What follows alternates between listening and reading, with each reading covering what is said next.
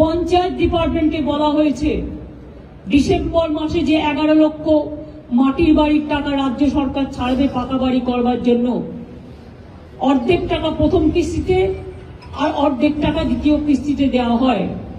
অর্ধেক কিস্তির টাকা আমরা ডিসেম্বরে ছাড়ব।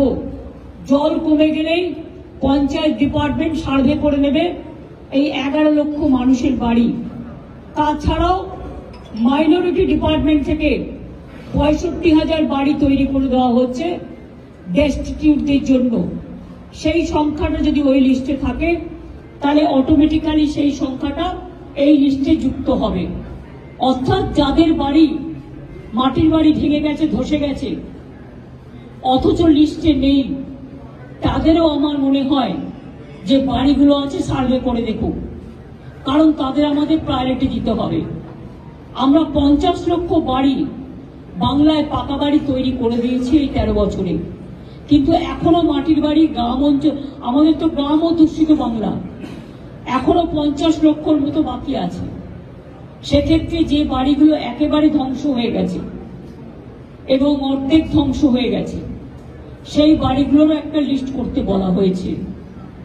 ইতিমধ্যে অনেক বাড়ি হয়তো 11 লক্ষ লিস্টে আছে, যেটা নেই সেটা আমরা চেষ্টা করব আরো কিছু বাড়িয়ে তাদের লিস্টে যতটা সম্ভব, যাদের একমাত্র ভরসা তাদের মাটির বাড়ি, তাদেরটা দেখে দেওয়ার যতটা পারবো, টাকা যতটা পারমিট করবে।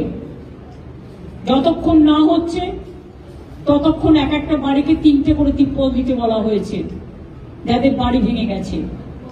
খাওয়া দাওয়া রিলিফ, এবং আপনারা এই প্রথম দেখেছেন, আগেও করেছি আমরা, সরকার থেকে যেমন রিলিফ দেওয়া হচ্ছে, জিআর চলবে যতক্ষণ স্বাভাবিক পরিস্থিতি না হচ্ছে।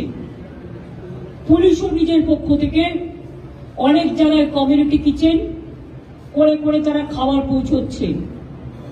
আমিও আমাদের পক্ষ থেকে, আমার দলের পক্ষ থেকে 10 গাড়ি খাবার আর পুলিশকে 10 ট্রাক দিয়েছি, আমাকে সহকর্মীরা দিয়েছিলেন। এছাড়াও সব জেলায় যেখানে যেখানে বন্যা হয়েছে আমরা সাধ্যমতো ড্রাই প্যাকেট করে দিচ্ছি। এক একটা জেলায় হয়তো সাবজেক্ট একটা দুটো চেঞ্জ হতে পারে, কাউকে 5 কেজি চাল, কাউকে 5 কেজি মুড়ি, ডাল, আলু, হাফ কেজি করে সর্ষের তেল, কোথাও সোয়াবিন, কোথাও বিস্কুট, কোথাও চা, এই দুধ বাচ্চাদের।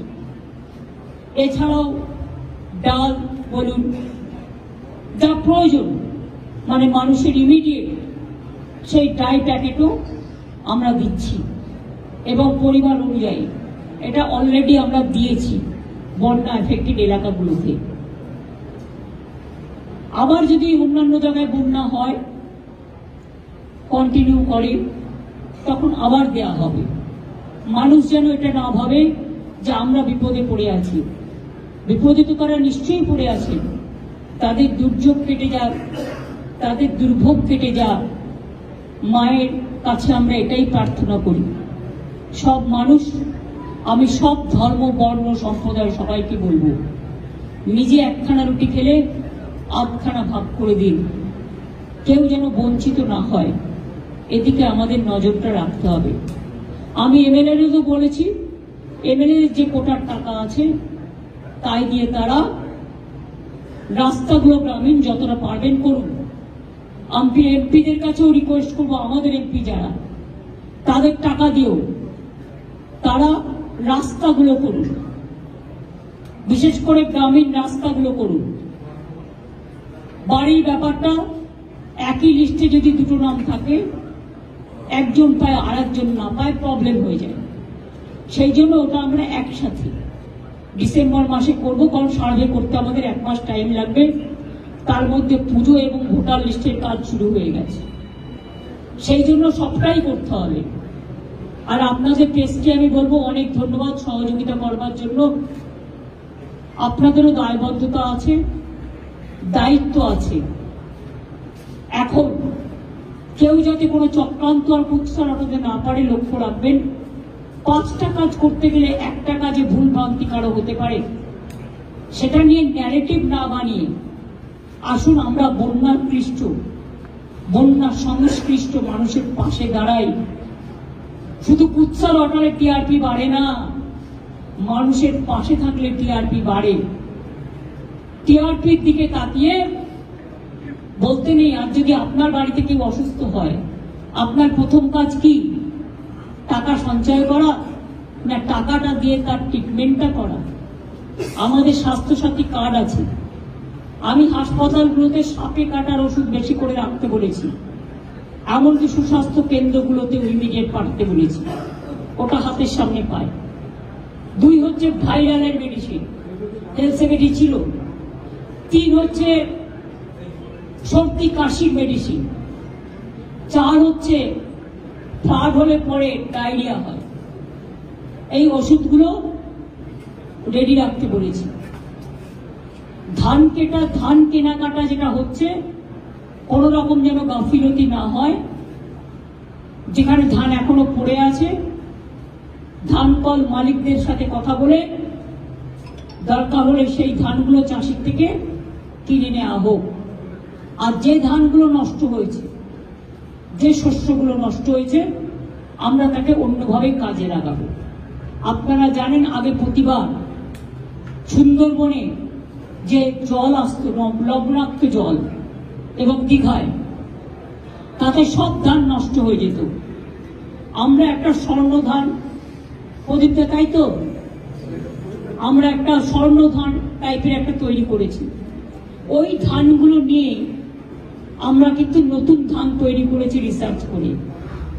কাজেই মনে রাখবেন, একটার বিকল্প একটা নষ্ট হয়ে গেলেও সেটাকে বিভিন্ন কাজে আমরা ব্যবহার করতে পারি, আমরা সারের কাজে ব্যবহার করতে পারি।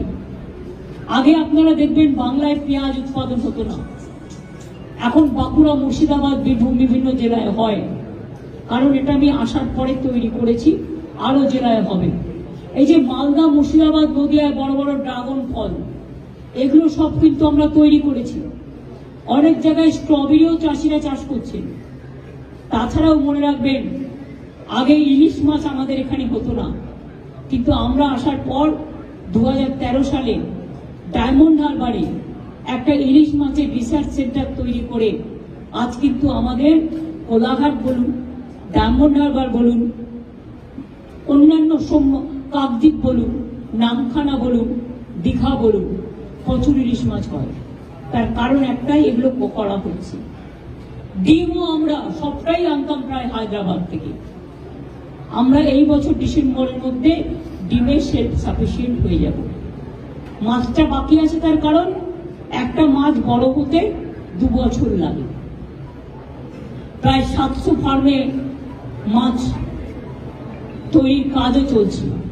জল ধরো পুকুর কাটি, মনে রাখবেন অনেকটা জল কিন্তু 5 লক্ষ